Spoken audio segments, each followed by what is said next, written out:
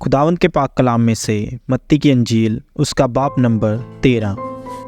उसी रोज़ यीशु घर से निकलकर झील के किनारे जा बैठा और उसके पास ऐसी बड़ी भीड़ जमा हो गई कि वो कश्ती पर चढ़ बैठा और सारी भीड़ किनारे पर खड़ी रही।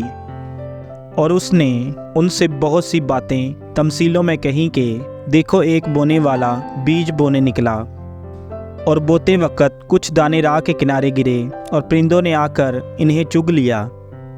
और कुछ पथरीली ज़मीन पर गिरे जहाँ उनको बहुत मिट्टी ना मिली और गहरी मिट्टी ना मिलने के सबब से जल्द उगाए। और जब सूरज निकला तो जल गए और जड़ ना होने के सबब से सूख गए। और कुछ झाड़ियों में गिरे और झाड़ियों ने बढ़कर उनको दबा लिया। और कुछ अच्छी ज़मीन में गिरे और फल लाए, कुछ 100 गुना, कुछ 60 गुना, कुछ 30 गुना। जिसके कान हो वो सुन ले। शागिर्दों ने पास आकर उससे कहा, तू उनसे तमसीलों में क्यों बातें करता है? उसने जवाब में उनसे कहा, इसलिए कि तुमको आसमान की बादशाही के वेदों की समझ दी गई है, मगर उनको नहीं दी गई। क्योंकि जिसके पास है उसे दिया जाएगा और उसके पास ज़्यादा हो जाएगा, और जिसके पास नहीं है उससे वो भी ले लिया जाएगा जो उसके पास है। मैं उनसे तमसीलों में इसलिए बातें करता हूँ कि वो देखते हुए नहीं देखते और सुनते हुए नहीं सुनते और नहीं समझते। और उनके हक़ में यशायाह की ये पेशनगोई पूरी होती है कि तुम कानों से सुनोगे पर हरगिज़ ना समझोगे, और आँखों से देखोगे पर हरगिज़ मालूम ना करोगे। क्योंकि इस उम्मत के दिल पर चर्बी छा गई है और वो कानों से ऊंचा सुनते हैं, और इन्होंने अपनी आंखें बंद कर ली हैं, ता ऐसा न हो कि आंखों से मालूम करें और कानों से सुने और दिल से समझे और रजू लाएं और मैं उनको शिफा बख्शूं। लेकिन मुबारक है तुम्हारी आंखें इसलिए कि वो देखती हैं, और तुम्हारे कान इसलिए कि वो सुनते हैं। क्योंकि मैं तुमसे सच कहता हूँ कि बहुत से नबियों और रास्तबाजों को आरज़ू थी कि जो कुछ तुम देखते हो देखें मगर ना देखा, और जो बातें तुम सुनते हो सुने मगर ना सुनी। पस बोने वाले की तमसील सुनो। जब कोई बादशाही का कलाम सुनता है और समझता नहीं, तो जो उसके दिल में बोया गया था उसे वो शरीर आकर छीन ले जाता है। ये वो है जो राह के किनारे बोया गया था। और जो पथरीली ज़मीन में बोया गया, ये वो है जो कलाम को सुनता है और उसे फ़ियल फ़ौर खुशी से कबूल कर लेता है, लेकिन अपने अंदर जड़ नहीं रखता, बल्कि चंद रोज़ा है। और जब कलाम के सबब से मुसीबत या जुल्म बरपा होता है तो फ़ियल फ़ौर ठोकर खाता है। और जो झाड़ियों में बोया गया, ये वो है जो कलाम को सुनता है और दुनिया की फ़िक्र और दौलत का फ़रेब उस कलाम को दबा देता है और वो बेफल रह जाता है।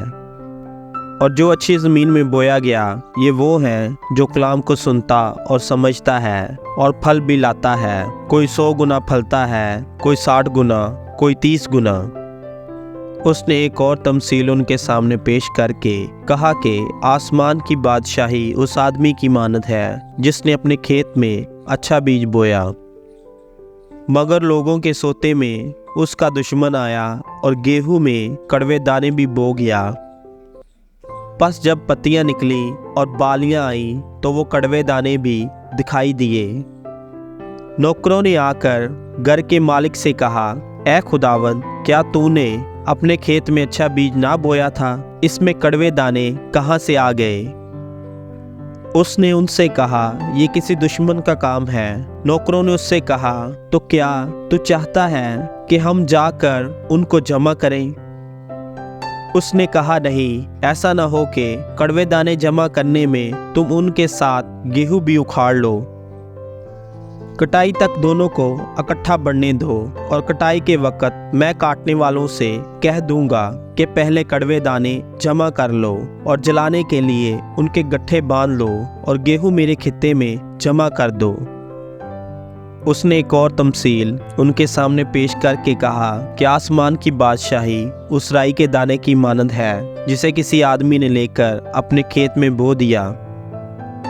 वो सब बीजों से छोटा तो है, मगर जब बढ़ता है तो सब तरकारियों से बड़ा और ऐसा दरख्त हो जाता है कि हवा के परिंदे आकर उसकी डालियों पर बसेरा करते हैं। उसने एक और तमसील उनको सुनाई कि आसमान की बादशाही उस खमीर की मानद है जिसे किसी औरत ने लेकर 3 पैमाने आटे में मिला दिया और वो होते होते सब खमीर हो गया। ये सब बातें यीशु ने भीड़ से तमसीलों में कहीं और बगैर तमसीलों के वो उनसे कुछ न कहता था, ताकि जो नबी की मार्फत कहा गया था वो पूरा हो के मैं तमसीलों में अपना मुंह खोलूँगा, मैं उन बातों को ज़ाहिर करूँगा जो बनाई आलम से पोशीदा रही हैं। उस वक्त वो भीड़ को छोड़कर घर में गया और उसके शागिर्दों ने उसके पास आकर कहा कि खेत के कड़वे दानों की तमसील हमें समझा दे। उसने जवाब में कहा कि अच्छे बीज बोने वाला इब्ने आदम है और खेत दुनिया, और अच्छा बीज बादशाही के फर्जंद और कड़वे दाने उस शरीर के फर्जंद हैं। जिस दुश्मन ने उनको बोया वो इब्लीस है, और कटाई दुनिया का आखिर है, और काटने वाले फरिश्ते हैं। बस जैसे कड़वे दाने जमा किए जाते हैं और आग में जलाए जाते हैं, वैसे ही दुनिया के आखिर में होगा।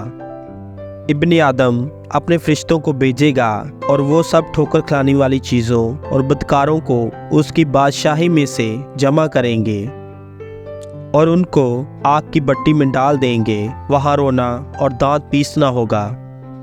उस वक़्त रास्तबाज अपने बाप की बादशाही में आफताब की मानद चमकेंगे।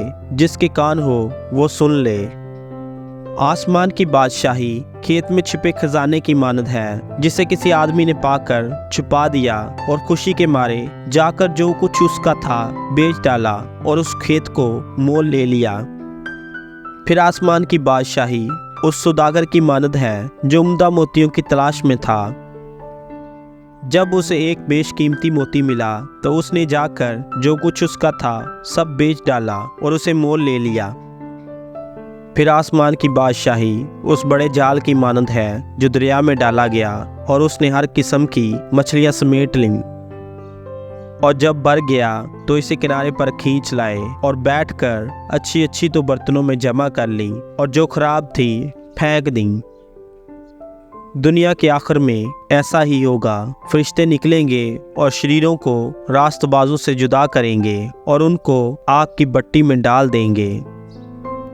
वहाँ रोना और दांत पीसना होगा। क्या तुम ये सब बातें समझ गए? इन्होंने उससे कहा, हाँ।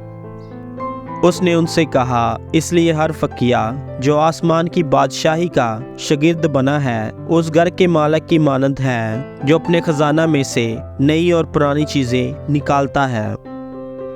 जब यीशु ये तमसीलें ख़त्म कर चुका तो ऐसा हुआ कि वहाँ से रवाना हो गया।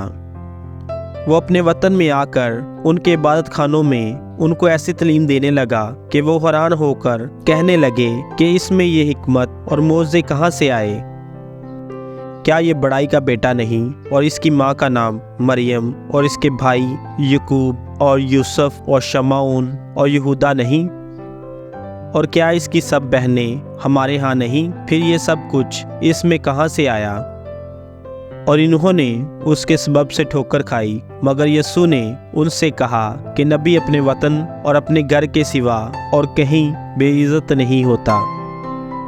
और उसने उनकी बेइत्कादी के सबब से वहाँ बहुत से मोज़े ना दिखाए। खुदावंद के पाक कलाम के वसीला से हम सब पर खुदावंद की बरकत हो। खुदावंद का शुक्र हो। आमीन।